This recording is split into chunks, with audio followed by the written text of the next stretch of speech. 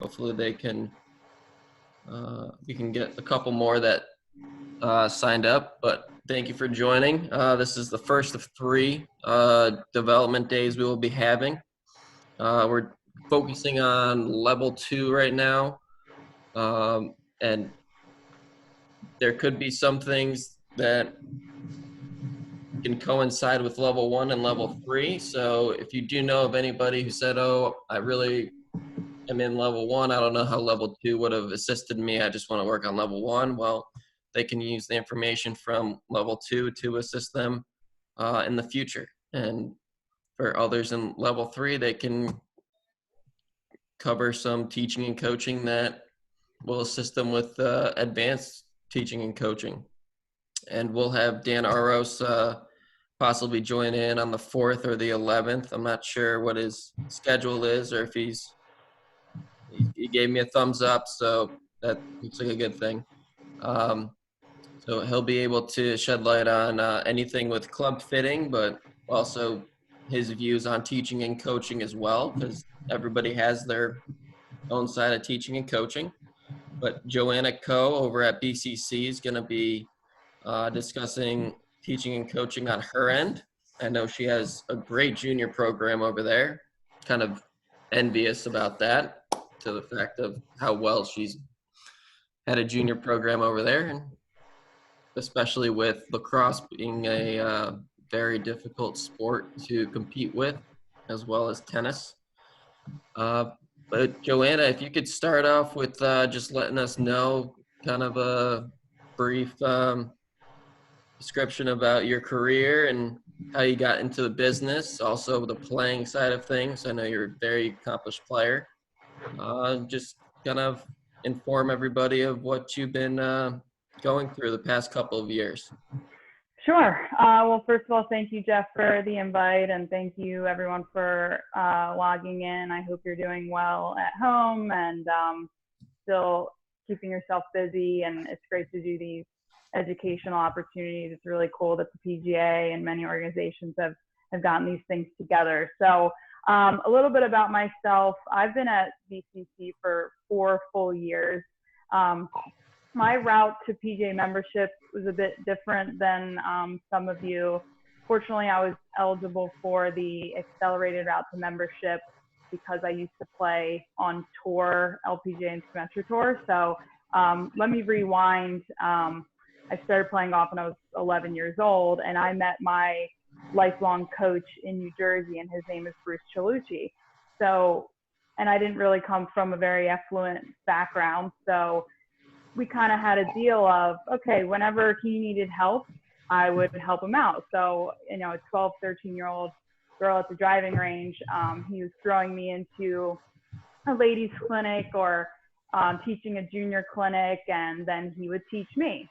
And then he'd have an individual lesson, and he'd bring me into his office with that student and show, you know, video analysis and compare that student to his favorite Mac O'Grady. So I was like a 12-year-old girl watching videos of Mac O'Grady in his, you know, 1980s outfit, and I had no idea who he was, but I just thought, wow, that's a really good golf swing, and I should probably learn a lot about it. So I was really fortunate that my coach taught me how to teach while teaching me. Didn't know that it was actually going to be my backup plan in life. So went on, played high school golf, played college golf at Rollins in Orlando, Florida, and then went through Q school, played full-time the Symetra Tour, and played in various LPGA events for 4 years. Battled some injuries and some craziness, and if the money in women's golf was still there, you know, things might be different, but needed some stability, needed to live in one place at one time, and wanted a little bit more happiness in golf and not just have my life defined by my score. So started exploring options, and that's how BCC came about, and got into the PGA route pretty quickly. And because of my accelerated route, I couldn't compete until I got it done. So I wanted to get it done really quickly. And essentially with my route, I didn't have to go to the seminars, do the work experience portfolio, and take the PAT. So I was able to skip all that. So if you do have questions in that, I'm probably not your best person to ask about the seminars and all, but so yeah, got into PGA Class A in less than a year, and it's been, I mean, everything that the PGA offers is amazing, not only from an educational side but a competitive side, and it ended up being a great balance for me of having that stability in my life with teaching and being at BCC with playing competitively.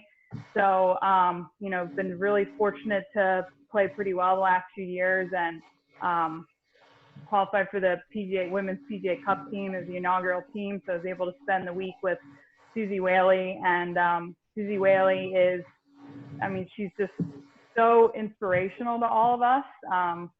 You know, I know it can be difficult to be a golf pro at times. You know, we're working weekends, we're working long hours, we're working holidays, but you know, if you spend a week with her, she really puts into perspective, like, the golf course is our office, and the happiness that we can have on a daily basis is pretty amazing. So it's worth the grind. It's worth it all. And she's definitely a woman of the people, and she's looking out for all your interests. So just know that about her. So it's been cool to mingle with people like that and network. And that's what I've also learned through these educational and competitive opportunities, that, you know, it's so great to network, because this game is all about people.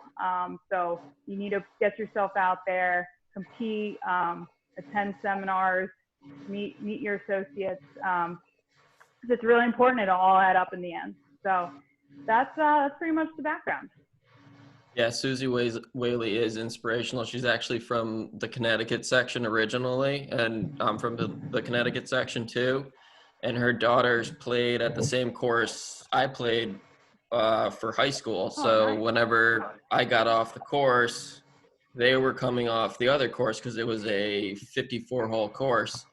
So I would see her two daughters, and then I'd see Susie Whaley just walk in, and I eventually didn't realize like who she was until I got into the business. I'm just like, oh my God, I saw Susie Whaley 5 days a week for 4 years, Right. and didn't even realize it. And she, I kind of mentioned, oh, I played at the same course as your daughters, and she was like, oh wow, I wish I knew that earlier. But in a couple meetings, like in a spring meeting, she said one of the best advice to be in the business, and that's know where your feet are. So you can be piled on with work for junior golf, and you're running a ladies event. You just have to push all the junior golf stuff away and focus 100% on the ladies until that event is done, and then you can work on junior golf. It's not as if once you send out the ladies, you can start doing some junior golf work and get some of that done, and then when the ladies come in, you want to go on the course, be visible, show that you're into the event that they're running. Same with men's golf. You don't want to, just send them out. So that was very useful information that she brought to our attention. So absolutely. I kind of think about that on a daily basis. If we have just daily operations going on, like where do I technically need to be versus doing work, some office work where nobody can see me but my boss and the other assistants. So I just think of, oh, what would the members want us to do? They need to see us on the first tee. They need to see us at the range offering some quick tips. If you see Mrs. Haverkamp at the short game area and she's blading every wedge she's hitting, just go over her for 5 minutes, give her a quick tip, and then kind of just go around the range, see what's going on. And you're also able to see if you need to talk with the outside ops and have them take care of duties at the range, but also make yourself visible at the range. Right. So that's something I think about throughout every day over the past 6 or 7 years. And it's worked wonders, and I'm glad I heard that from her, and it's incredible. So I'm just gonna start with the first slide. I actually do have one question for you, Joanne. So I know Dr. Allison Kurt was on the PGA Cup team with you. Two others that were on the team. So Your volume was a little funky there, but yes, so it was Brittany Kelly, Suki Park, Ashley Greer, and Allison. So they're all either they're assistant professionals or interviewing for head pro jobs. Suki's going a little bit more into teaching, but Allison and I were definitely more teaching based, and Allison's absolutely incredible, very bright. She has a doctorate, and she might be as busy as Susie Whaley. I mean, she is always studying, learning, coaching. I mean, she has a practice on the side. She'll teach from 8 a.m. to 4 p.m. and then go to her office hours in LA and help people with some problems or anything they want to talk about for another 3 to 4 hours. I mean, she's unbelievable. Yeah, she's one of our, if I may butt in too, she's one of our adjunct faculty. So that's another, thing that she has to do. And she's very, very good and very, very helpful and always willing to speak. And one of the other things that I do is I put together all the education for the PGA shows, and we use her to death. I mean, she is very gracious and always willing to do it. And it's been awesome. Yes. And she's a very good player. So any of you on the call that have an opportunity to hear Dr. Allison Kurt, I highly recommend. I'm on her, I follow her on Instagram, and she posts something every single day. Just looks like it's from her backyard or the side of her house. And it is. It's amazing. It's like every day it's something new that might not even be related to teaching, but it's related to golf. Like she'll show a video of her getting her customized Callaway wedges. But I think that's really cool. In my eyes, I think Dan thinks that's cool too, because he's a fellow Callaway guy too. But we'll jump into the teaching and coaching side. So we'll start with the first slide for Joanna. There we go. So what is your teaching philosophy? And is your teaching philosophy the same for a beginner player and an advanced player? Sure. So my teaching philosophy has evolved over my entire teaching career, and I'm gonna say from the year starting at 13 years old when I started learning about MAPGA. So I would say that I'm under that MAPGA umbrella, and under that is like Andy Plumbers and the Sean Foleys and the Dana Dalquist and folks like that. So I was really fortunate to spend a lot of time with Andy Plummer while I was playing full time, and he absolutely changed my iron game forever. And for those of you not familiar, Andy Plummer and Mike Bennett created Stack and Tilt, and they get a bad rap because they essentially named a method and a system. But if you actually go and learn from Andy or Mike, they are absolutely incredible. They know so many things about the golf swing. And what I really liked about Andy Plummer is that he just organized his thoughts about what great players do to consistently hit the ground at the same spot every time, to have a predictable ball flight, and to control the club face. So I got into that system. I didn't become certified or anything, but I went and watched him a ton, and it helped my game for sure.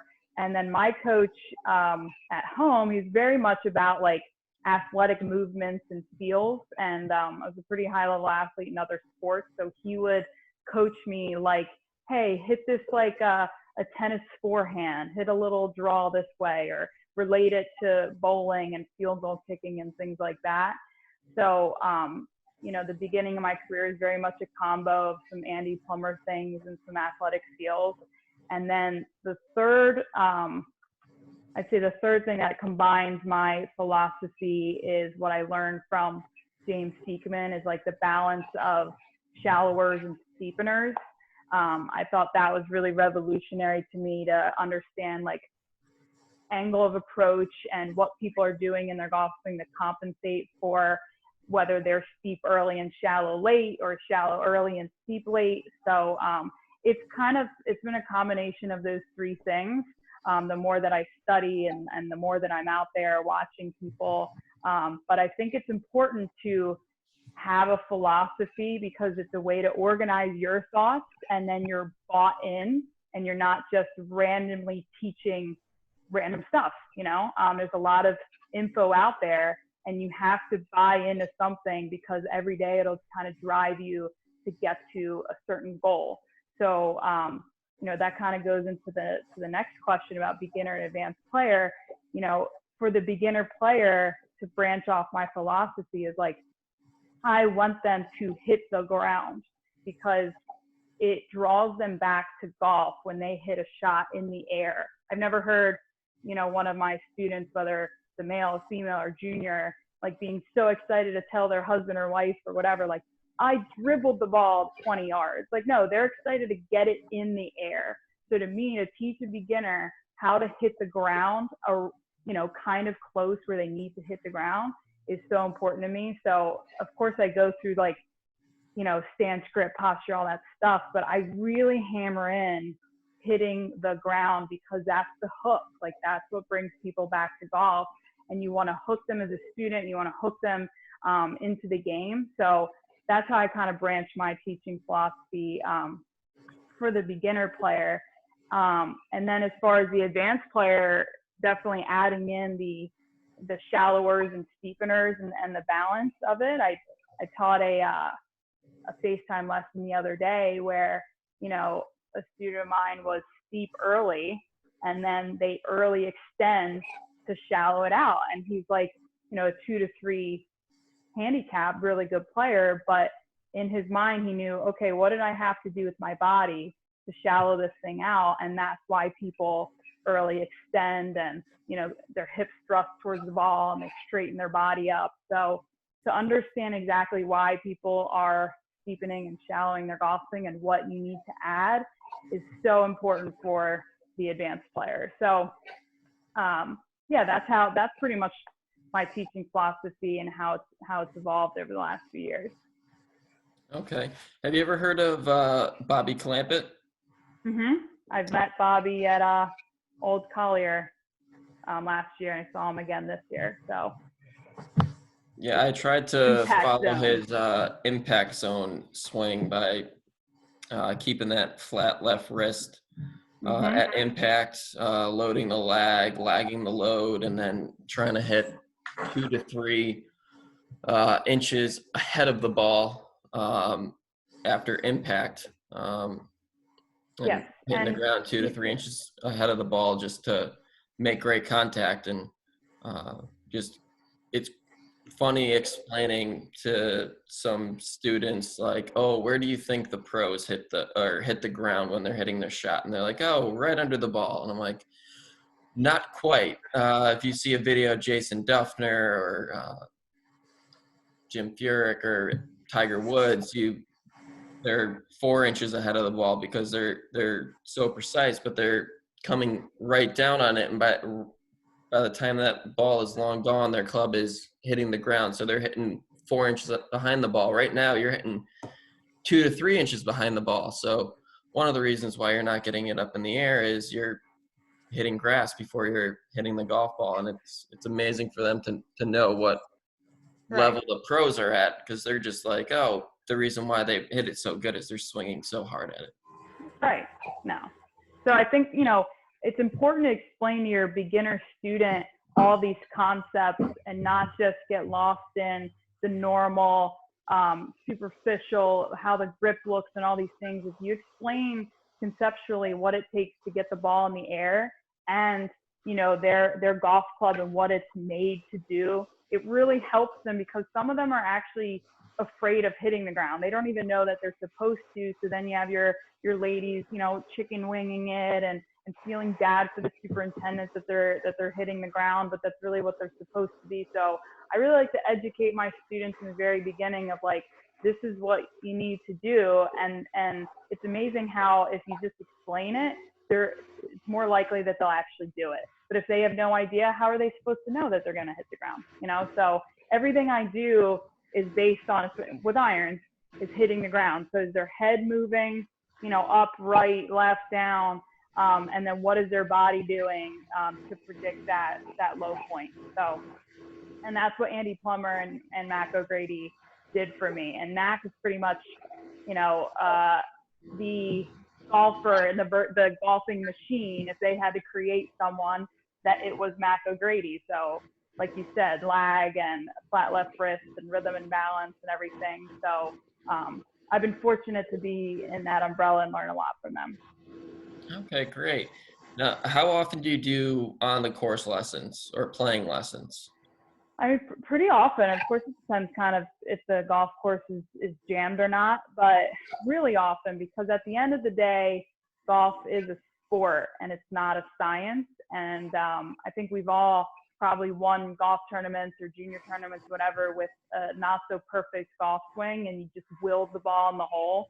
So I think there's a knowing how to be athletic, have heart, care, have the right mentality, and then know how to score. You know, I teaching lessons, teaching some short game lessons where people have no idea that you can actually just like hybrid it from off the green. You know, that is a method to just get the ball in the hole. It doesn't matter what it looks like. It doesn't have to be sexy. You know, get the ball in the hole, and that's all that matters is the number on the scorecard. So I like to do it quite often. That's the player side of me, wanting them to know how to just score. Good. And when you're doing like playing lessons, you're talking about what a club is kind of designed to do. When you get around like or around the green, do you discuss with either beginners or advanced players what the different wedges are designed to do with all the different grinds and bounces and lofts? How do you kind of inform them on what the best club to use in certain situations are? I mean, there are, if we're short right by 5 yards just off the green, there's so many different shots we can hit that can get us close to the hole. Right. But it depends on the pin position, but it also kind of depends on what the best swing is, what the easiest swing to hit a good golf shot, but it also depends on what club we decide to grab out of the bag. Right. So I kind of relate this to my students of like in your brain having a filing cabinet full of files of, you know, what shots you can hit. And in that file is the technique, the club selection, the lie, like how do you actually approach it? So say you have a shot from the fairway, you're short of the green and the pin is all the way back and you have tons of green to work with. Okay, what are the possibilities? Can I hit a 7-iron bump and run? Can I putt it? And should I hybrid it? Like, okay, let's take that file out of my cabinet. What do I need to do to just make a simple bump and run or a simple hybrid little putt stroke and execute the shot and put the file back in the filing cabinet? Now, if you're short-sighted and it's juicy rough, you have to get the ball in the air, you have to loft it. Okay, so that file is a lob wedge. We need steepeners in the swing. This is why I always go back to the steepeners and shallowers. You know, we need some wrist hinge to create some steepness. We need some weight forward to create some steepness. We need speed to get the ball lofted in the air. We need to open the club face. So, if that shot is that lob wedge, okay, there's my file.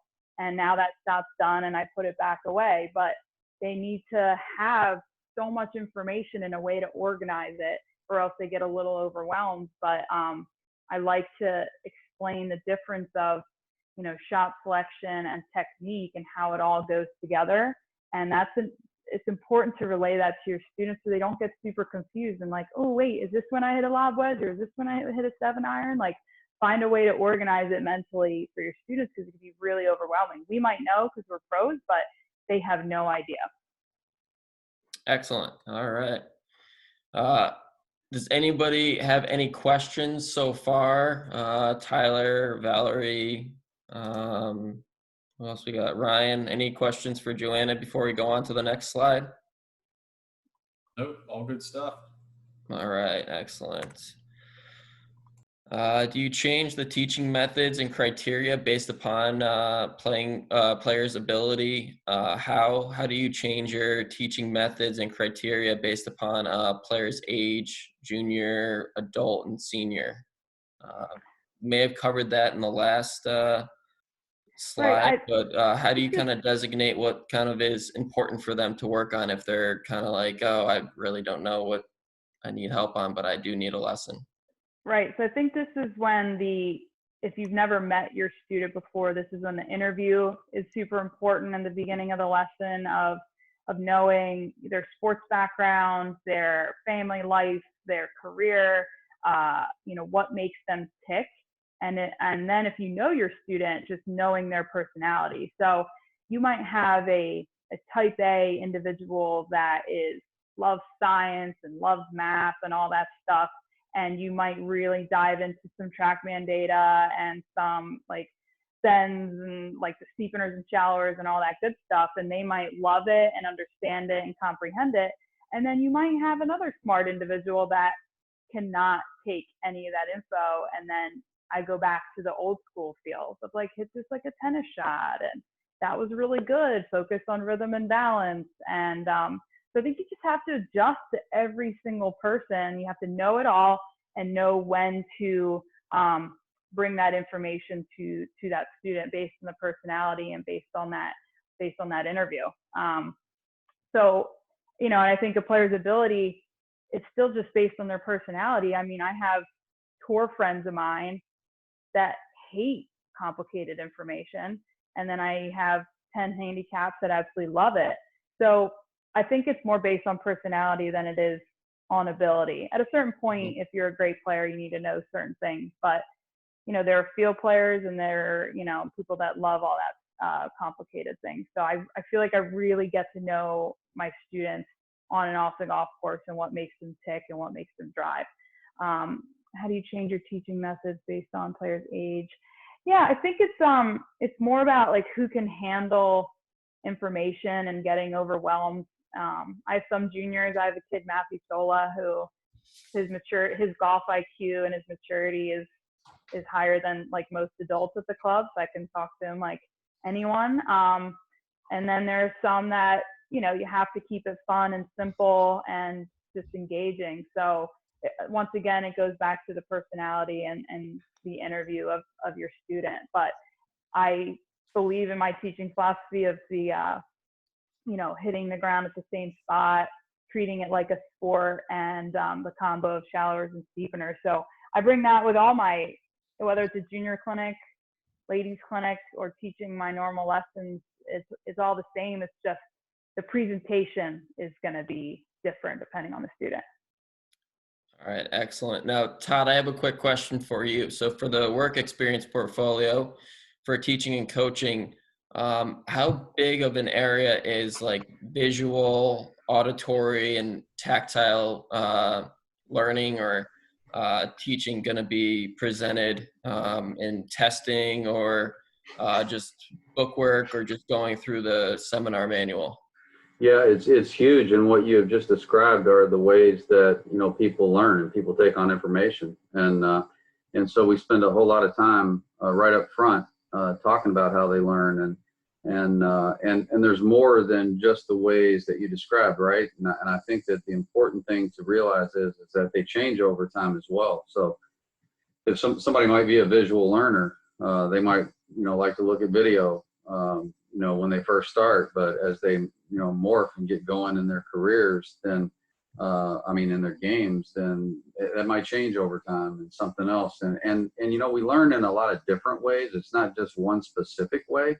What we try to point out is there's a lot of different ways that we all learn. However, there's probably one preferred way, and then that may change over time. So that's kind of where we spend a lot of the time. And in the work experience portfolio, that's evident in the videos that we ask these guys and gals to complete, and they're not, it depends on which track you're in. If you're in the golf operations track, then the videos are a little less daunting. But if you're in the teaching and coaching track, there's a lot of video that you have to take, and we need to see how they attacked these golf lessons and how they attack the way that these individuals learn as well. Excellent. Awesome. Awesome. All right, we'll move on to third slide of Co 101. What do you do currently to increase your knowledge or improvement in teaching? You have any Dave Pell's or Bob Rotella books? Any videos you watch online? I know podcasts got huge over the past couple of years, and Right. my boss Mike he's got a laundry list of channels that he just listens to. Some people I haven't even heard about, and he hasn't even heard about until he joined the podcast, or Right. like we're doing right now, Zoom conferences. I know Susie Whaley's doing one with a bunch of female teachers, and we have Bernie Najar later today from 1 to 4, who's got 4 phenomenal teachers coming on. Yeah. So, like you said, the final 2 are kind of current things that are going on today. But back in the day, I read the David Pell Short Game Bible, and the David Pell Short Game Test is what I grew up on. A way to quantify my short game improvement, and I still use that test with my students to this day. So that was an oldie but goodie, and I would highly recommend that. Magazines, I mean, Golf Digest, I'll read it to just kind of see what's going on and to see some of my friends in there with the 40 under 40, some of those tip articles. I don't take them too seriously, but I've been reading. I just finished James Sequin's Short Game Solution. I'll bring this book right here.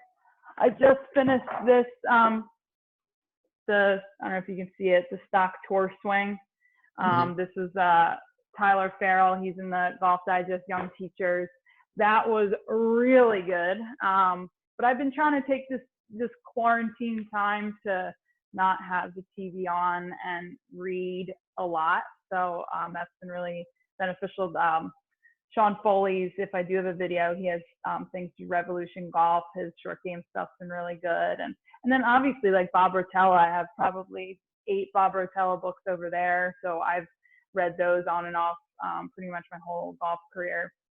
And then I've attended a million seminars the last few years. Coach Camp, Andrew Rice hosts that in Savannah each year. I've attended that the last 2 years, and with, just the big guns. Not only Andrew Rice, but Grant Waite and Sean Foley and Dana Dahlquist and Scott Lynn, Sasha McKenzie. Everyone is there. So that was really, really informative.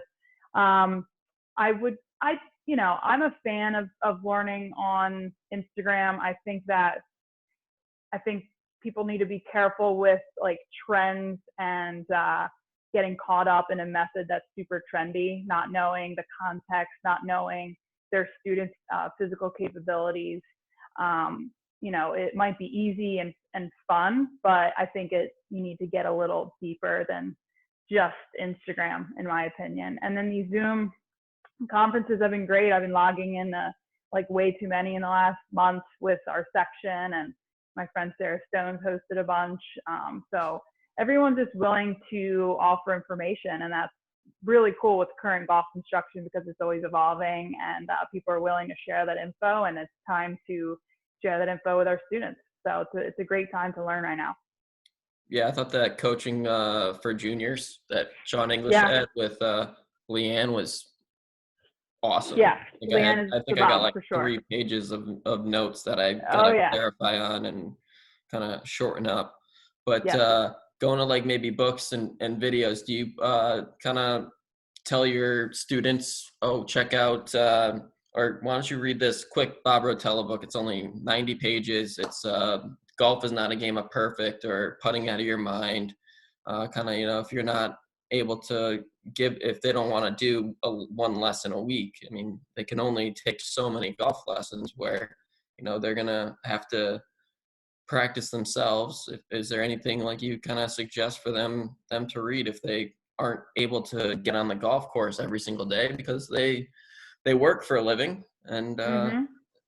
Of course. I think that the winter time was I encourage my students to read a bunch of books during the winter, and what we're going through right now, I mean, it's time to educate yourself. So, and I'll take certain like excerpts of books and send it to a student if I think of them, and I'm like, here, read this, think about it all the time.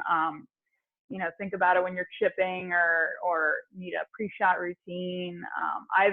I've read a book that was written by an NFL kicker, and I've passed that on to students because sometimes with golf books it almost gets like too golf centric for me, and I need to relate it to another sport. And I thought that field goal kicking, I mean a high pressure situation where you have to execute at that very moment, just relates to golf so well. So I pass that book on to my students, depending on if they're like an athlete and just kind of want to read different things. So yeah, I mean, I think it depends on the time of year and their situation, but you're right. It's like great to pass that information on to them because believe it or not, they don't know where to go. Like they'll go to Golf Digest and read whatever is trendy, and they just don't know the proper information. And they'll send you an Instagram video and does this apply to me? And do I need more rotation? And I'm like, your path is already 8 left.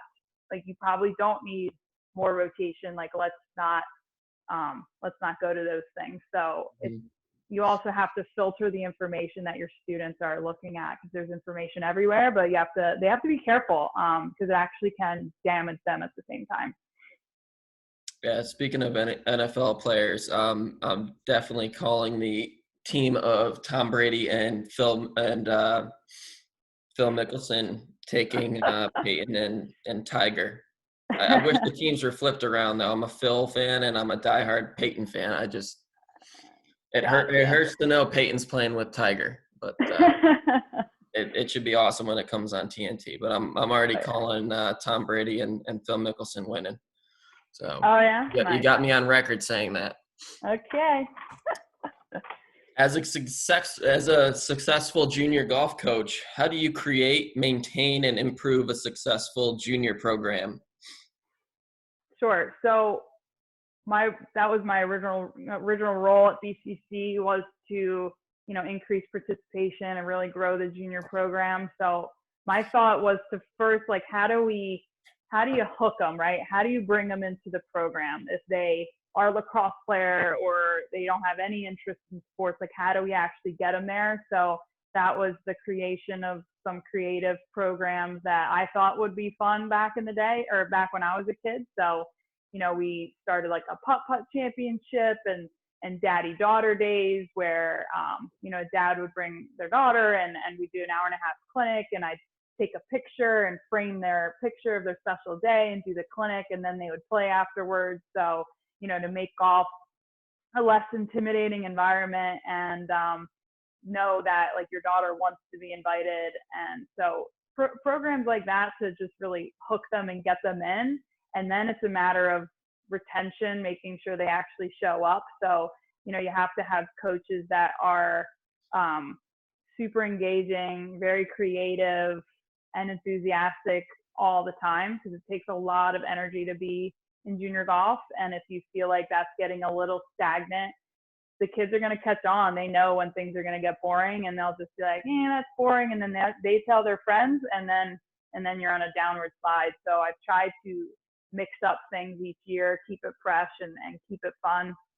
I've also, I'm not a big fan of dividing them by gender. Some programs really strictly divide by gender. I grew up with all the boys at the driving range on a boys high school team, and I think it really helped me be a pretty long player off the tee. So I have one like girls only clinic, but I think it's a really good thing for the girls to keep them playing with the boys. Then it's a mix of competition. It gives them a mix of competition and socializing with the other gender. So and then if I don't know if all of you have done the PGA.coach that ADM certification, but talking about specializing and how you don't really need to specialize until they're the age of 12 to 13. So it's very much about developing athletic skills until that age. So incorporating jumping and throwing and skipping, you're developing their coordination, keeping it fun, exhausting them. Their parents really appreciate that. And then, you know, you can go on and get into some deeper golf instruction when they're just a little bit older. So, and then final thing I jotted down here was, you know, developing speed, especially for the girls at a young age. Like, I'm not too worried about them hitting it sideways, but it's really hard to develop speed later on. So get them swinging out of their shoes early on, and you can figure out ball flight and all that stuff later. But it is such an advantage, especially for the girls early on, to develop speed and get those fast twitch muscles going. So make sure there's a part of every lesson that's dedicated for speed, and don't even worry, like, if they swing and miss, or if the ball is right, left, whatever, it's like all out speed. Yeah, I was listening to a podcast, and Kevin Na came on, and he said he does a certain warm-up routine when he goes to driver. He calls it the helicopter drill, where he takes his club back as far as he can, just like John Daly, and tries to just increase his club head speed by at least 5 miles an hour, to a Right. point where it's not a consistent swing. He's just trying to hit it as far as he can. And then he goes back to his original swing, and pretty much all big tour players have TrackMan nowadays at the range. And then he'll go to his regular swing, and he'll realize, oh, he's able to increase his club head speed 2 miles an hour, 3 miles an hour, just going back to his original swing and staying consistent. So he's able to hit it just a little bit farther. So that's a little warm-up routine that he does. And so he kind of still tries to swing out of his shoes at times too. Mm-hmm. You know, Are you with doing all that, what? I was just going to say, you know, with all the strokes gain data, it really proves that driving distance and proximity to the hole is most important. And, you know, so the farther you drive it down there, if you have a wedge in your hand versus 7-iron, you know, that increases your chances of hitting it, you know, inside a certain distance, and therefore your putt is more makeable. So it all just stems back to distance. So definitely coach that from a really early age. Mm-hmm. Are you doing Operation 36? No, we don't have that program necessarily. I understand what it is. We actually have a ladies program. We have a female professional at our club, Katie, and she does Project 9. And so she'll start off by going 25 yards off the green and trying to shoot par from those distances. So very similar program to that. We've, you know, implemented various parts of it, but we didn't like buy the whole system at my club. Okay. What about like U.S. Kids Golf? Did you get in as a certified coach, or would you ever do that in the future? I checked I the did, area, and yeah. I didn't know if I saw your name on there or anything. Yeah, I did 4 years ago. So I'm a certified coach. Another assistant who's going to help me with the junior program, Danny, just completed it. I don't know how it's changed since I've got it done. I could probably talk to Danny more about that. But of course, I mean, to understand the tee system, the proper fitting. I see that all the time where parents buy clubs off Amazon and the driver is like up to this little girl's neck. And I'm like, can you imagine me swinging a driver that's up to my neck? Like, that's not okay. So the clubs and the technology with junior clubs, I think, has been incredible in the last 10 years, and is a huge reason why we're seeing, I mean, just all the success at a junior level and high level play. I mean, I wish I had that stuff back in the day. So US Kids really breaks it down. There's a system of knowing, like, okay, here's your height. It doesn't matter if you're a boy or a girl, or, you know, 13 years old or 10 years old, like, this is your height and this is what you should be swinging. So no, I love the program, and it's, I would encourage all of you to go through it, and they give you a nice game book with all these different fun activities. So, and then you're in a network of coaches too. So it's definitely a good thing to get into. Yeah, I remember my first set. I think it was actually an adult set because I didn't think my dad didn't think I was going to take on the game. And after I got it cut down, those shafts must have been like extra, extra, extra stiff because they were probably cut down like almost like a foot. I think I was like 6 or 7 years old and I was getting an adult set. It was ridiculous. But now that I think of it, I was clueless when I was younger. But I mean, I mean, everyone is clueless. yeah. Yeah, it's unreal what some parents do, but if you educate them, then their kids would play better and enjoy the game as well. Exactly. Yeah. All right. What ideal training drills do you feel are ideal to use in a lesson to perform repetitive action? So, and you kind of use the example of the club face or anything like that. But I mean, for repetitive action, I don't typically have students do repetitive action, especially in 100% speed or full swing. If it is something repetitive, they're going to be doing it either with no golf ball or at 60% speed, 50% speed, something like that. So say they're working on they need a steeper shoulder turn in their backswing, put a club across their chest and get their left feeling left bend and getting their left shoulder down. That might be a repetitive action without a golf ball. I think repetitive action, we don't want to abuse the body or hurt the body and just like hit 5,000 golf balls. I think if I had to train a certain thing for me, like say, to feel a stable club face, I like to use exaggerated feels and opposites. So say they're really struggling, like releasing the club face and they're leaving it wide open. I'll be like, okay, so leave this one wide open. And then with your forearms and your hands, I want this ball to go way left. Like show me left, you have to hit it left. So you hit it left, you hit it right, now show me straight. So just so they can feel what that middle ground is. Just like with like swing direction, if they are constantly in to out, okay, show me in to out. Now show me way out to in. Show me like a swing that's going way left, and now show me a swing direction that's kind of neutral. It's kind of square. So I like to use like exaggerated feels to find the middle ground. So that's not so much like a repetitive action, but it's mixing different feels to find that middle ground for me. And then probably a different one for repetitive action would be like a low point drill where I'm drawing a line in the fairway bunker and making sure they're making divots on the front side, or putting a towel on the ground and making sure they're brushing the ground on the front side of the towel. Would be some things that I would have them do pretty often in like a block practice. But I'm going pretty quickly from block practice to transfer practice or anything like that. Excellent. Now, what types of augmented feedback do you primarily use while teaching? Is it the same with beginners, advanced? Is it different when you have a different relationship with a member, if you're more casual with them or if you're more professional with them?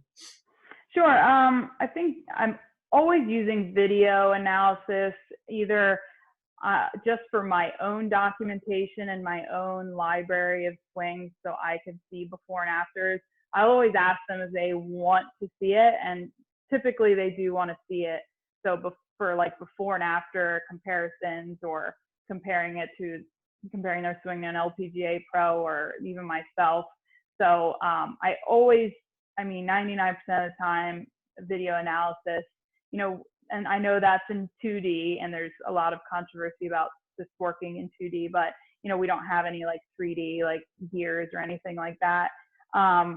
TrackMan I'll use sometimes just for myself. If they want to get into it, we'll definitely use TrackMan. Body Track is going to come soon, so we can work a little bit more on some pressure tracing and so on. Don't have a K-Vest, have thought about purchasing that. Would love to. That's perfect feedback for a student, because you can really get them to achieve certain positions and have either an alarm go off when they do reach it or when they don't reach it. So yeah, those are, if I had an ideal set, it would be TrackMan, a pressure mat, K-vest, and something with 3D. But video for me always, whether or not it's just for myself or for their feedback. Okay, and then like during a lesson, like if they're not performing well or if they're hitting great shots, like how enthusiastic do you get when you're teaching, or versus like a advanced player, beginner, junior? How do you kind of make sure that they know that they're doing something well, and versus just you saying good job and they think, oh, she's just saying good job because I'm Right. hitting the ball. I mean, I think people can really, they know when you're faking it, So I bring a lot of passion to each lesson. I get super excited to teach. So they're getting some, I mean, and I'm a very honest person. I'm not gonna, be super excited about a top. I mean, I'll tell them things that were either good in that golf swing, you're super close, we just needed to do this and the ball would have went in the air. But all the time it's positive reinforcement and passion and enthusiasm, because I mean, you're also, you're getting them, you're hooking them into the game, and you're hooking them into instruction and this whole program. So, you have to be enthusiastic. You have to be their friend. And sometimes people just want to talk about their like issues of the day, and you're going to have to just sit there and chat with them for a while. But, during a golf lesson, it is full on engagement and everything. And it's mostly positive. And, I'll crack a joke once in a while and make, if someone can handle a little hard love, I'll give it to them too. But that goes back to their personality and their interview. It's like knowing what you can do with what students. Some are super self-conscious and you have to kind of always be positive, and some are jokesters and you can totally, make fun of something and they love it. So it all depends on the student. Great. Let's see. What do you think the best way to organize your bookwork and timeline for completion? This is a great question because I know you said you wanted to just bang it out, get it done with, and you didn't have your bookwork, but in terms of just testing and studying, did Right. you like, write anything down? Oh, I want to read this book in a week, and then I'll be on this one. So I kind of just organized it the same way I did back in college, having to-do lists and reminders in my calendar. I feel like I'm pretty old school in that regard. I don't know if there are any like fancy apps to do it now, but I'm a to-do list kind of girl, and I love just checking it off, making sure I get it done. I've always felt very guilty if I wait to the last second to complete a task. So I'm pretty good at not procrastinating, and I know that can get pretty difficult, especially when you're in the middle of your season and things are rolling and you just really don't have time. Because I love to have my 8 hours of sleep and my full meals, so I'm not one to like stay up and cram. I want to be mentally on it the next day. So yeah, I'm kind of old school in that regard. Okay, now Todd, I got a question for you. I know that I asked the other assistant at my club what his bookwork looked like, and it's not the same as 2.0. I remember at the top of the page on 2.0, it said 35% completion, 45% completion. So I had a timeline saying, by the end of January, I wanted to be at 60%. By the end of February, I wanted to be at 80%.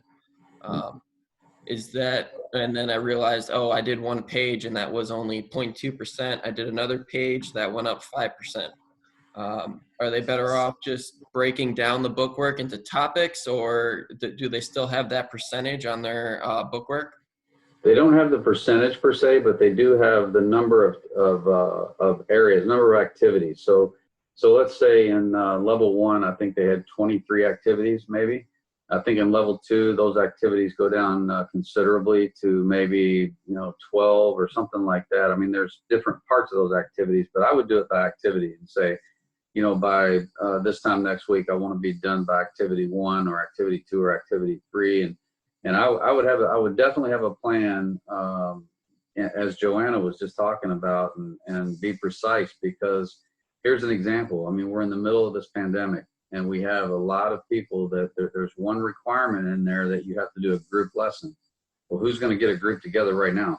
I mean, and with social distancing and things like that. So if that's something that, when you look at that portfolio and you say, I can take care of this today, take care of it today, and or take care of it tomorrow and get it done, so that you don't have to worry when you get in. We have several people that we're receiving phone calls from that say, hey, I can't do this group lesson, and what are we going to do? Well, we have instituted another year for acceptable progress, and so that will help. But some people want to get it done, like Joanne. I mean, she wants to, she wanted to get it done, and these people, a lot of people want to do that. They want to stick their nose to the grind and move on and press on and get it done, whether it's work experience portfolio or testing or level 1, level 2, level, whatever level, it doesn't matter. They want to move forward and get it done, and we're being forced now to sit back and slow down. And there's some things that are required in the work experience portfolio that can't be done, quite honestly, because of the social distancing. And our response to that is the extra year, because the requirements are the requirements, right? And for us to put the stamp on you to say that you're a PGA member, these are the things that you have to do. So there really are no shortcuts, but I echo Joanne's comment. I mean, get a plan, sit down, get a plan, do it by activity, and do the ones you can do right now. Especially now, if you're in the golf operations track, there's things that you can do outside of teaching and coaching where you don't have to have a group of people together. Get all of that done right now, and then once this thing breaks and you're able to get people together and you're able to teach, then take care of that at that point in time.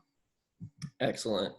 Now, before we do a quick group discussion, there was one thing I wanted to touch up on. So, Joanna, you played a ton of tournament golf, and I wanted to cover specialty shots in unusual conditions. How do you kind of prepare yourself for a tournament, but also prepare yourself for that one hole where if you do miss the green, you're going to be in a situation that you are not used to? You got to, like down in Florida, I know they have those paths that you technically do have to play off of. It's not, free relief. I think it's like called Cohina, or I believe that's what it's called. Or they're just, you're in a certain situation that you're not going to practice on usually, and you're not going to do it at the short game area. How do you kind of prepare yourself for that in a tournament, or just kind of, get used to playing in wet conditions or dry conditions? How do you just do that in practice? Right. So, tournament golf and high level golf is all about managing the chaos. So, and everyone is going to have situations like that, maybe not the leader that week, but, in professional golf, sure, it's great to win, but placing as high as possible is really important too. So if I'm in a really tough situation, I think when I was an immature player, I would be super aggressive and try to I'm going to make birdie out of this and it'll be fine. But, I've learned how to just take your medicine and be conservative and get out of there with no more than a bogey. My college coach would always say, nothing more than a bogey and no 3 putts. And it goes back to that. I mean, if you limit big numbers and big mistakes, there's always opportunities out there to make it up. And if you don't make it up and shoot a couple over, it's okay. I mean, stroke play is one of the hardest things you'll ever do in life. And it's typically more than one round. So if you have the next day, you never know what happens. So through my, I'm 30 years old now and have played a ton of golf, I've realized you don't have to freak out and think it's the end of the world if you had one rough hole or you have a bad situation. I used to think wow, I'm the unluckiest player in the world if I had a situation like that, like, oh, I'm doomed to play terribly today. No, it's just golf, and it's really stinking hard, and you're going to have that happen once in a while. And the best players manage the chaos day in and day out. So especially with like conditions, if it's crazy weather, you know, you have to embrace it. Like I kind of now define myself as like a mutter. If it is terrible conditions, I actually love it, because like just like Brooks Koepka would say, like in a major, half the field's going to fold because they're not mentally tough enough, and then a quarter of the players don't have their A game that week, and then a third of the players do. So you know, you have to embrace the situation and love that it's crazy, it's windy, it's rainy, and try to find some fun and joy in the situation, because you're playing golf as your job that day, and that's pretty stinking cool. You could be, you know, in a cube on the 20th floor in some city where you're just stuck on a computer all day, but you're playing golf. So you have to be grateful for that. Yeah, I got a quick story. This was at the last club I was at. It was at Clinton Country Club in Connecticut, and I had this we had this member that just loved the game and always was practicing. I think he practiced like 2 or 3 hours a day, but he was only like an 8 or 9 handicap. But one day we found had to have been like 30 of the range balls on the course, and we were like, okay, who's just stealing the range balls? And he actually went out onto the course on a slow day. He admitted it too, as well, because we were talking about it in the pro shop, and he's like, oh, those are mine. I couldn't find those. I took about 50 range balls, and I kind of threw them into the woods and into the tree lines, and I was working on my punch shots and trying to cut it around trees and everything, and I couldn't find them, and I was running out of daylight. So we ended up designing a clinic where you can work on your specialty shots with us, or work in unusual conditions, just so actually he was not able to take the range balls and go out there, or he didn't talk to some guys in the bar saying, oh, go out on the course with like a dozen range balls and try hitting all those different shots. Mm-hmm. Do you have any like clinics or any times for playing lessons or on the course lessons where you try to do that with your students, or Of do you course. try to kind of design something at the range? I think every lesson, especially with students that are capable of getting the ball in the air, includes learning about the ball flight laws. So that also goes back to my teaching philosophy. You know, Andy Plummer, you know, and the MAPGA Grady's, they pretty much proved the new ball flight laws, you know, with the help of technology. But they were the ones that kind of back in the day were like, I think the ball flight laws are actually opposite. So I've known them for a very, very long time, and it's also a way to fix your golf swing, right? Like if you are constantly hooking it, okay, let's learn how to slice it, right? It's the complete opposite path, a different face. So it'll not only help your golf swing to find that middle ground, but will get you out of jail. So every lesson includes shot shaping, whether it's on the driving range or a private lesson or a playing lesson where, you know, I'm putting them into the left woods. Okay, let's hit a low hook out of here. What do we need to do with our setup and target, things like that. And then Pat Coyner and I are going to do a clinic this year, like shot shaping 101. I think he named it the highs and lows of hooks and slices, something like that. So we'll have a group. He was really happy about that title. So we'll certainly do that. But I think teaching your students the ball flight laws, and every single time you see them, it should be a staple, because you can really learn about your golf swing. You can learn how to shape the shots, and it's a law for a reason. It's the part of golf that is physics. It is a sport at the end of the day, but they should know the ball flight laws, because it also helps them self-correct and self-diagnose when you're not there with them. Okay, and then I just have a quick question. That you have, you said you had tennis over at BCC, right? Mm-hmm. Yeah. Do you coordinate any type of like clinic or event with tennis? Kind of coincide it, like an No, hour of we just golf? That's a good idea. We've collaborated a lot with fitness now. We've done, we did a golf fitness. We called it a golf fitness bonanza in the winter. We're going to do more programs this summer together, but not so much with fitness or with tennis. Have you done some things at Green Spring? We're doing something this year. It's going to be an hour of golf, then an hour and a half of tennis, where actually the golf pros play tennis, and then the tennis pros play golf with the members at the range, and then Oh, cool. afterwards they get to have their wine and dine following it. So that's what Fun. we're trying to do. We did do a ping pong exhibition against the tennis pros, golf pros against tennis pros, but I don't think that was an equal and fair match. And I mean, you know, I'm pretty decent at ping pong, but I just came back from Ireland and I was really jet lagged. It was not my best performance. Great. Now the ladies you went to Ireland with were how many of them did you give instruction to over the course of your time at BCC or following golf in Ireland? All of them. All of them? You know, I think member trips and playing golf with members is one of the most important parts of teaching and coaching. You know, they see that you're competent on the golf course, they're trying to learn from you, and you're creating special memories with them too, and they're sharing that with their friends and fellow members. So yeah, I mean, all of them. And then I play with members all the time at BCC. It's one of the most important roles I have at the club. So it's a really great way of helping your students, you know, attracting more students, engaging with the members, and you know, they had a great day. They get to go home or go to work or share with their friends that they got to play with their golf pro for the day, and it was really special.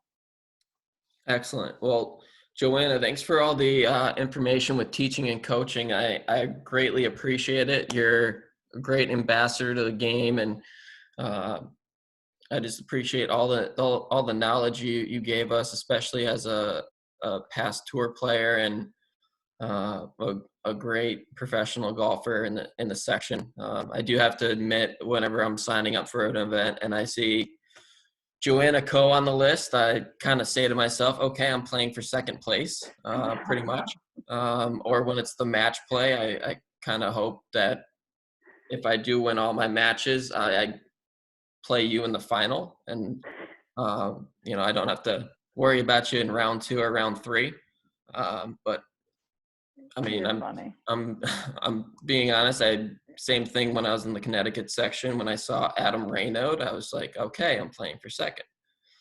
Well, thank you for having me. I guess it's the same in pretty much every section. There's that one goat out there. So yeah, but once again, thank you for the information with teaching and coaching. I greatly appreciate it. I'm going to be asking Dan Aros some questions in regards to being a master fitter with Callaway.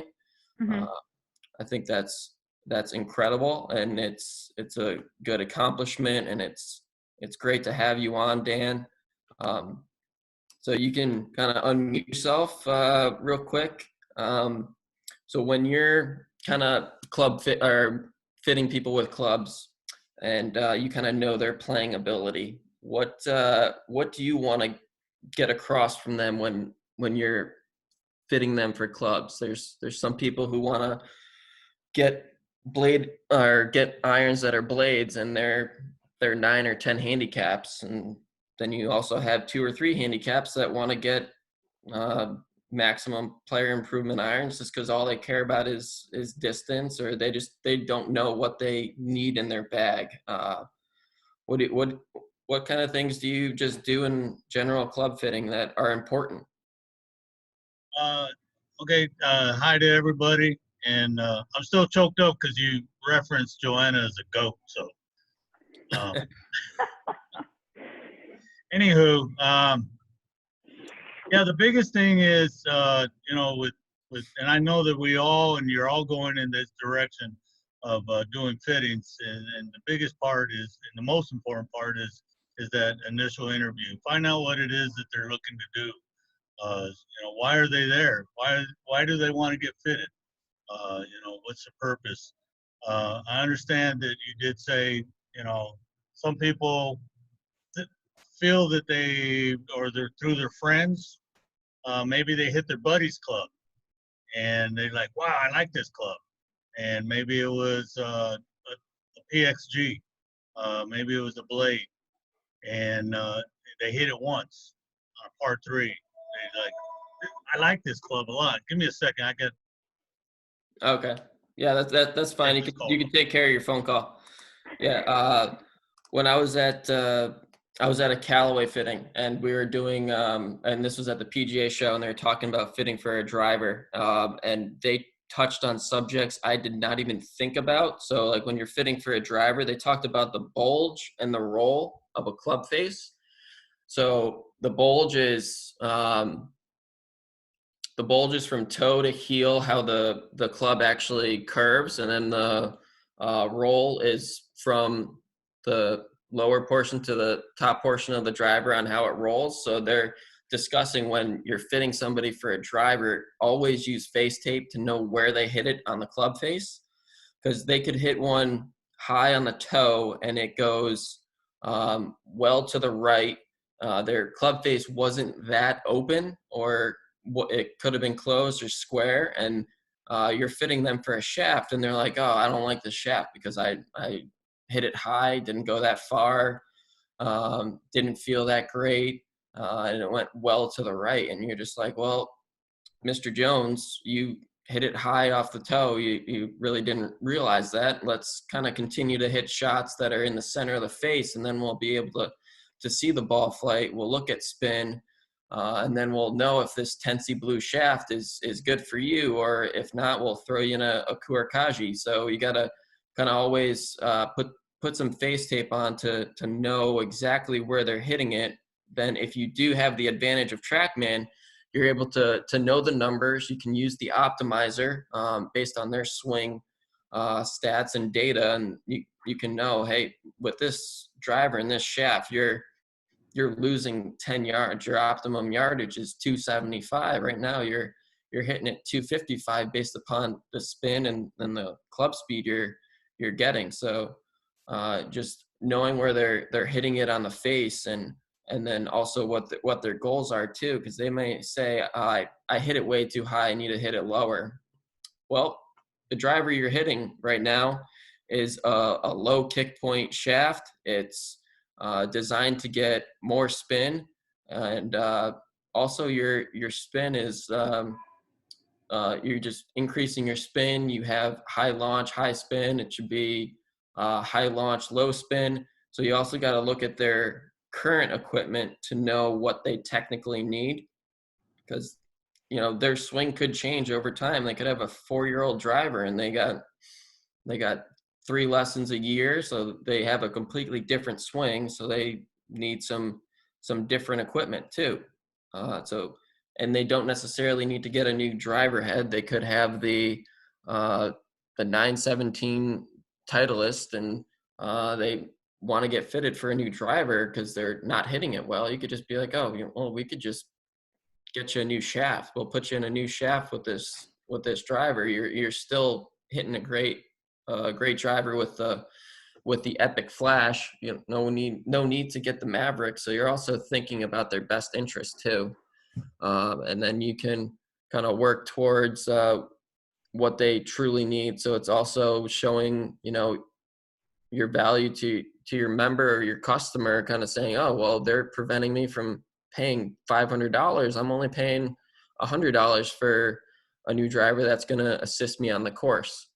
So Dan, back to you. I was just kind of covering some info on driver fitting and trying to explain to the members what to really look out for, and to avoid them from getting fitted for an incorrect shaft. But back to what you're saying with hitting a PXG. Listening.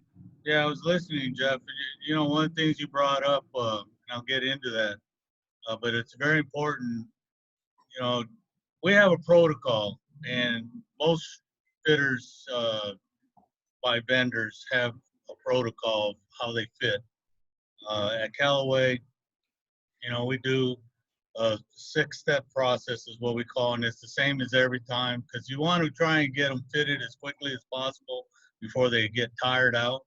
Um, Obviously, if you have somebody hitting balls for an hour, for a straight hour, they're going to be exhausted, and I guarantee you, by their 100th swing, is going to be a lot different than their 10th swing, even for the GOAT like Joanna.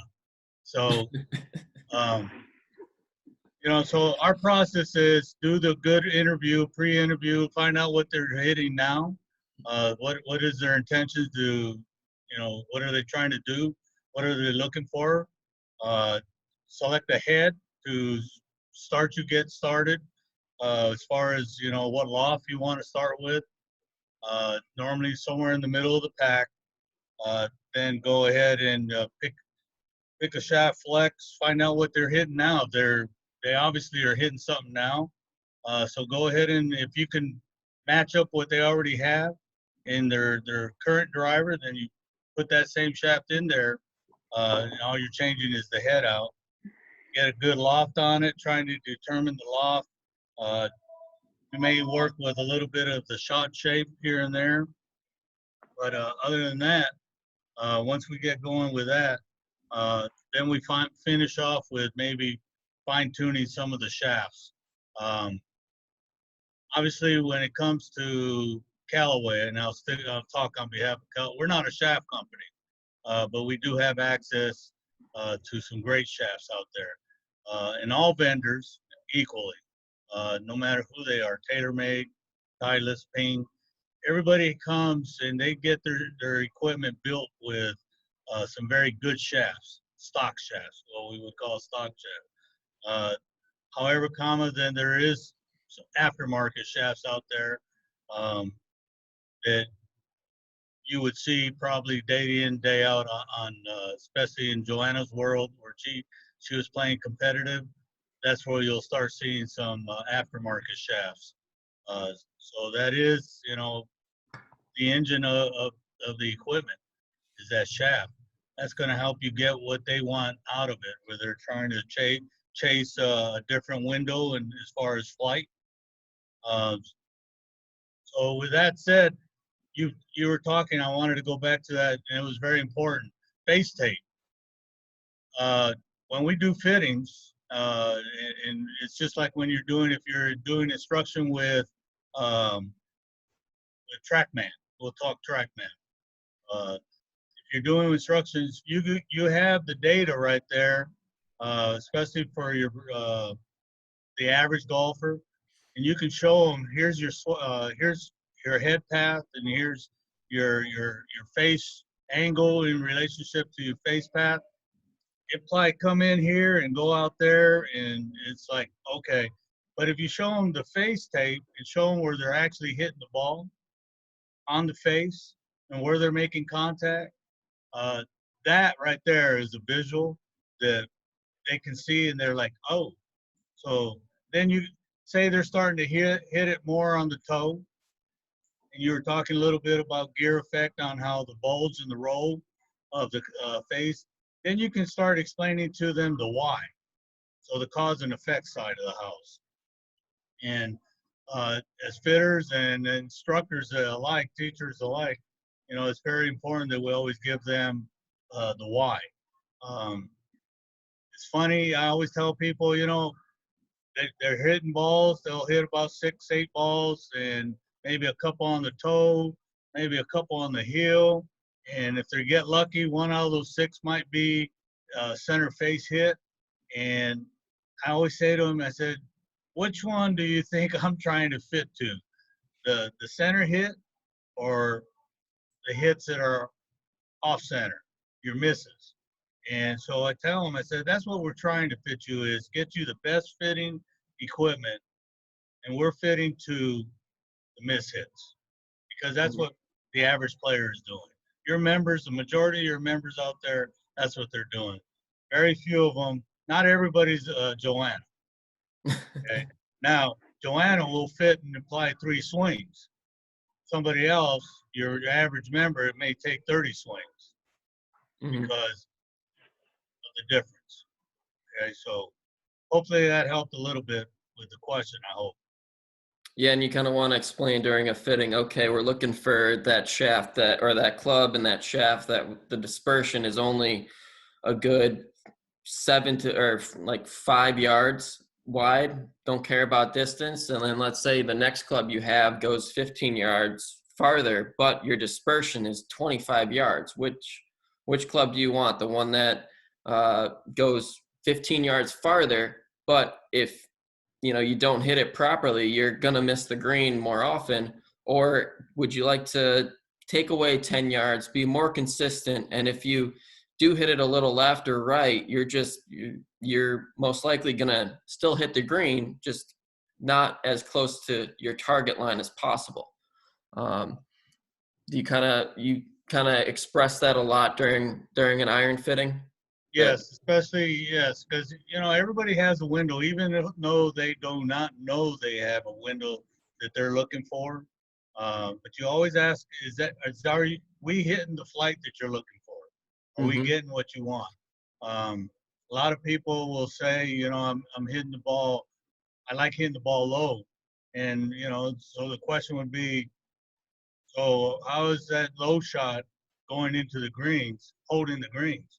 Well, I have to do a lot of chipping and putting. So you kind of have to explain to them, well, how about if we got the ball a little bit higher in flight and got it coming down a little bit softer? Uh, how's that going to work out for you? Would you like to be putting instead of chipping? Mhm. So the chat, there's a constant, when you're working with a customer, you want to obviously give them what they want. Okay. And everybody has a different want, what they're looking for. Um, I find this unusual, and you'll see this as time goes by. When you ask certain players, especially the novice, the weekend player, the once a week player, how did that shot feel? In fact, we just had this discussion here at our center here recently, that you ask somebody, how did that shot feel? And they're like, what do you mean? Some people aren't field players. Mhm. So if you ask that question, they're probably being honest that I don't know. What do you want me to feel? Um, so it's constant questioning. The bottom line is your customer. Just like anything that we do, everything we do is customer based. We got to remember, you always got to give your customer that satisfaction that they're getting what they want, not what sometimes you feel would benefit them better. Okay, now this is kind of a collaboration between Joanna and yourself. Joanna, let's say you're in a lesson, and your student is doing everything that you want in your lesson. His ball striking's perfect. His or her ball striking is perfect. Club face is square. Uh, Angle of attack is exactly where you want it.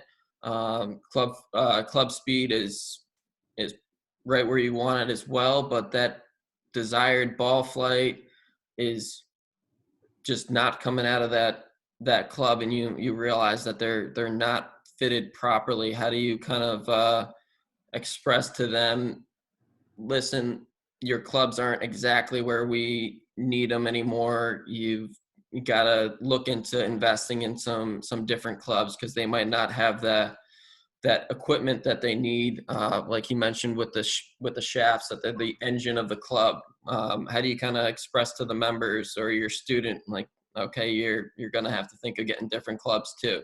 Your swing looks great, Right. but you need I different think you clubs. have to make sure that they understand you're not just trying to make them spend more money, that it's worth the investment. And perhaps then you're quantifying some things, like look at your spin rate. It's 3,800. It's extremely high. You're not getting your rollout with driver, or your launch angle is too high, too low, things like that. So you kind of need to prove some numbers.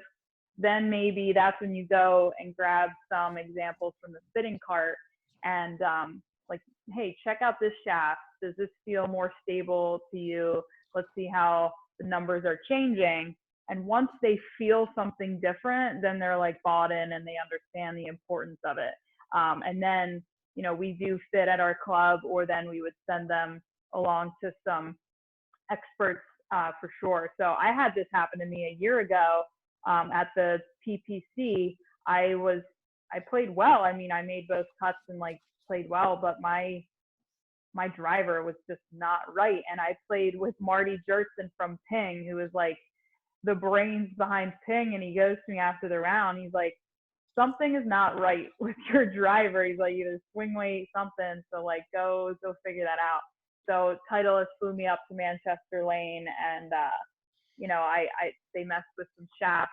I'm a stiff shaft. I've been a stiff for a long time, but they threw in this Atmos Red, and it went from like swinging, like feeling like it was spaghetti, to like stability, where I could actually go after it and not worry about this thing just flying all over the place. So, a stiff is not a stiff, I mean, there's so many different components in the shaft that change it. So once you feel the stability and they see it, I mean, then they'll buy it. But just with a little bit of data and a little bit of a change, they'll be fine, and you send them along to the experts. And I mean, I was a prime example. I was pretty stubborn. I used the same driver shaft for like years, and then I saw it and I was like, you got to be kidding me. Why did I not change this for years? Mm-hmm.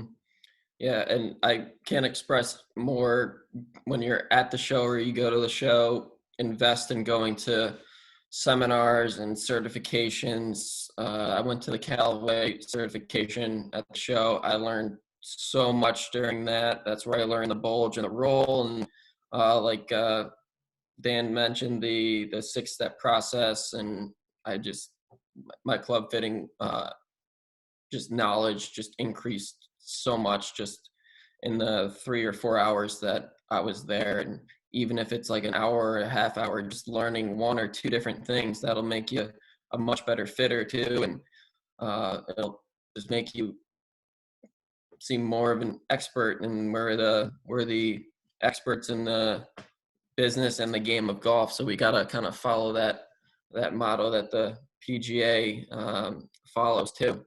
But if anybody wants to unmute their mics and ask Joanna a question, or Dan a question, or Todd, just in regards to club fitting, teaching and coaching, or just things with their bookwork, feel free to ask them any questions you may have.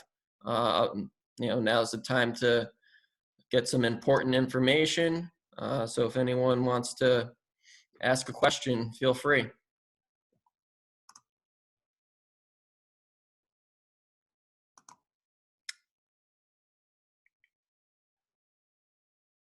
Anyone? Bueller? No? All right. Well, I'll advertise for the next Associate Development Day. This will kind of cover level 3, but if you're still in level 2 or in level 1, you can join in and learn some information that'll help you 2 or 3 years down the road, or however long it takes you to get through this bookwork. Todd will be in as well. I have Jim Estes, I don't know how to pronounce his last name correctly. He'll do teaching and coaching. I have Joe Franz from the Elkridge Club doing golf ops. Dan, I'm not sure if you're if you're 100% to pop in. You're good to go. Excellent. Then I also have a good friend of mine, Evan Lambert. He's at the Northeast Fitness Institute in Connecticut. He just recently got elected in February. We were on the Assistants Association together, and he went from being a club professional just straight to a teacher, so he can kind of express how he switched his gears in the industry, but also give his expertise on how he got through the bookwork as well. I think he was close to getting not following the progress policy with the PGA, and then he kind of banged it out real quick over the winter, and he's a great person to talk to. So he's going to be present as well to answer any questions. But other than that, we're going to be doing golf operations at 11 o'clock.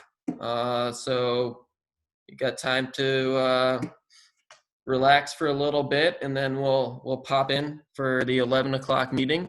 But Joanne, thank you very much for participating and talking with us. Dan, thank you very much for coming on in. I greatly appreciate it. And Dan, I'll see you next week. Same, and Todd, I'll see you in about 21 minutes. So right. thank you for You're popping welcome. in. I greatly appreciate it. You bet. Thank you. All right. Take care. Thanks, guys. Yep. Thank you.